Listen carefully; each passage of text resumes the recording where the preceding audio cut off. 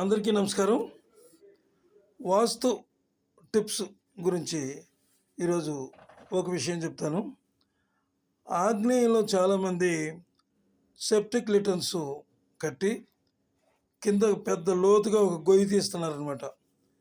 నిజంగా అలా గొయ్యి తీస్తే మీ గొయ్యి మీరు తవ్వుకున్నట్టు లెక్క. ఆ గోతులో పడి ఇంకా లేవలేరు మీరు. అంచేత ఆగ్నేయంలో ఎప్పుడు కూడా సెప్టిక్ ట్యాంకు తీయకండి. ఆగ్నేయంలో బాత్రూమ్ కట్టుకోండి, ఏమీ పర్వాలేదు. అయితే ఆ డస్ట్ అంతా కూడా మీరు పక్కన డ్రైన్లోకి వెళ్ళేటట్టుగా ఏర్పాటు చేసుకోండి. అలా చేసుకున్నారనుకోండి, చేసుకుంటే మీకు ఏ రకమైన ఇబ్బంది ఉండదు. ఎప్పుడైతే మీరు గొయ్యి తవ్వారో మీకు అప్పుల బాధలు ఎక్కువైపోతాయి.